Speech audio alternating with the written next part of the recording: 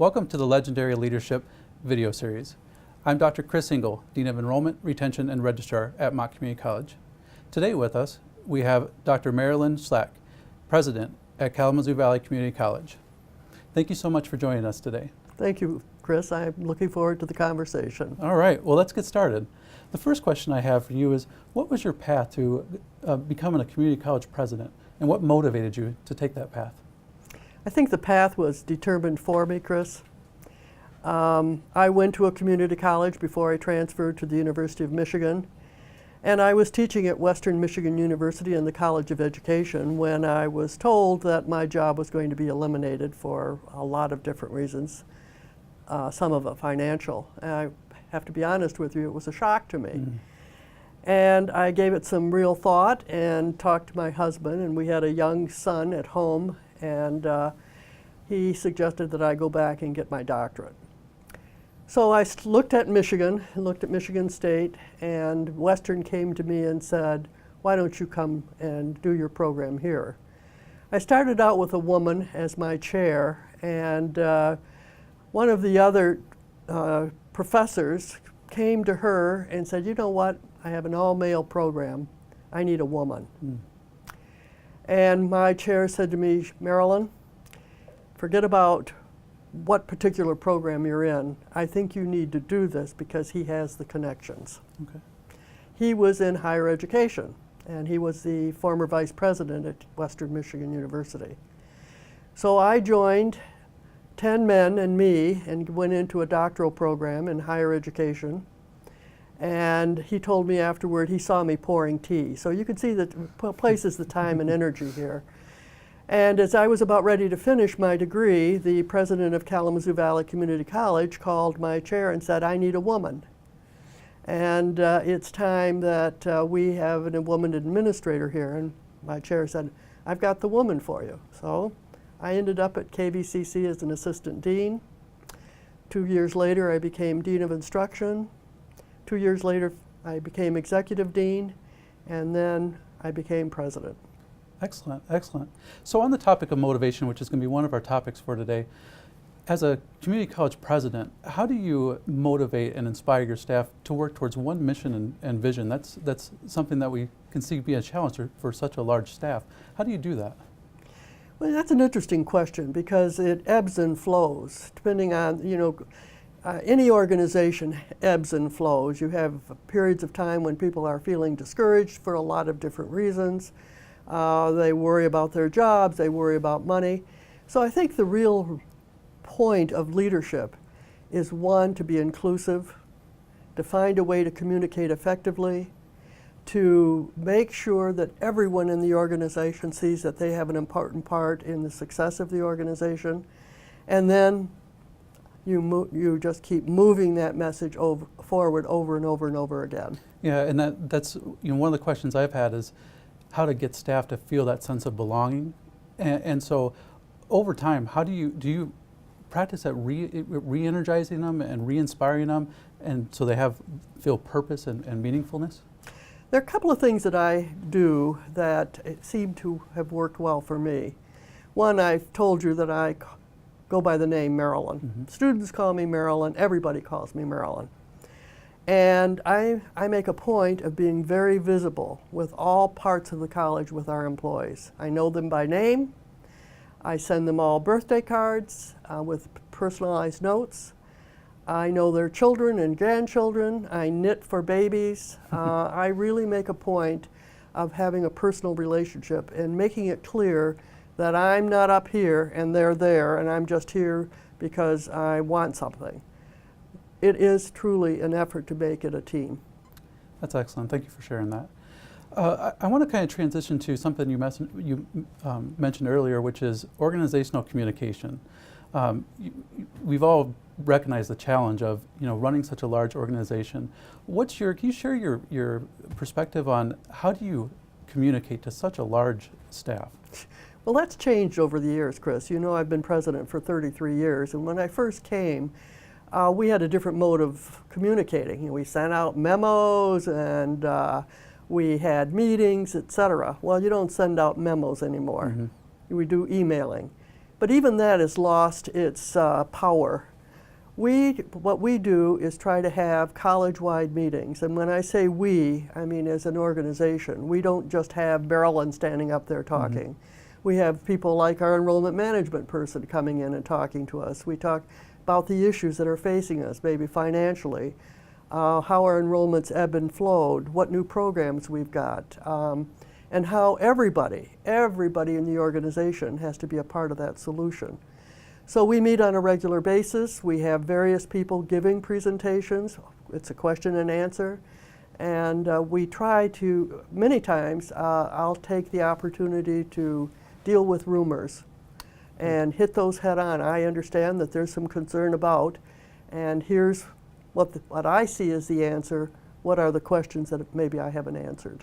Good, good. One of the questions that it's one particular to myself that I've experienced, and it's when you think about communicating, you think about the message being directed towards an audience. What I've realized is that it's that reciprocal and that feedback that's so important. You mentioned the college-wide conversations. Can you share with us what you think about the importance of feedback, and how do you gather that feedback, and what do you think is the best method for organizing that and showing action? Well, there's no one way. You can walk down the hall and get feedback. Sitting down in the cafeteria, I get a lot of feedback from students. Yeah. I make an effort of sitting down with a student that may be sitting alone, or with a faculty member or a staff member that's sitting alone. Just walking around, managing by walking around and asking people, you know, how are you doing, leads to other kinds of sharing, not just personal, but things that are on their mind here at KVCC and their job as well. Shifting to another topic, I'd like to talk a little bit about multi-generational diversity and multi-generational leadership. And you mentioned that memos didn't work, and that really prompted these questions. It's not a topic that is widely researched, but you know, if you walk around a college campus, especially with staff and faculty, there's a wide range of diversity in generations. What's your perspective on that, and do you see challenges with running an organization with such a diverse, multi-generational staff? I made up my mind a long time ago, Chris, that I was not going to pigeonhole people by generation, by color, by religion, by sex, by sexual orientation. And I came to that conclusion for a couple of different reasons. When we put everybody in a broad bucket, we tend to marginalize their humanity and their individuality. And I'm especially sensitive to that when you talk about people of color. We're having big conversations now across the country and in the state about transgender and LBGT, and not everyone's the same, regardless how you pigeonhole them. And I look at that as well with, for example, millennials. That's the big topic. In fact, I was on a panel just last week, and they asked me this question. Everybody in the audience was like 25 and younger. And I was on the panel with the president of Western and the president of K College. And I made the same comment. As soon as you try to make these broad statements and say they're difficult, you're creating a problem. I'd rather look at each person, ask what strengths they bring, and then how do I invest in and help develop those strengths. That's great. That's great. And on that topic as well, shifting a little bit, the inclusiveness is coming out strong with you, and I appreciate that. Going to that shared vision and motivating, if that's the position you take, how would you inspire staff to bring that well-roundedness and understanding that everybody's different and that the diversity and the culture of the college should really bring about inspiration for diversity? Well, one thing, we've tried a lot of different things. I would not be honest with you. You know, we're not perfect here, and we're constantly saying what's going to work and what isn't. But one of the things that we did several years ago is that we engaged with Gallup. We hire for Gallup. We put as many of our students through the Gallup Strengths Quest, and we all run around. You can see right here that we talk about our strengths. And students will come up to me and say, well, Marilyn, what are your top 5 strengths? And I better be able to rattle them off and talk about them. and understand the pros and cons of my strengths. For example, my number one strength is achiever. That probably doesn't surprise most people. But there's some disadvantages to being an achiever as well, because that expectation may be that everybody should be an achiever.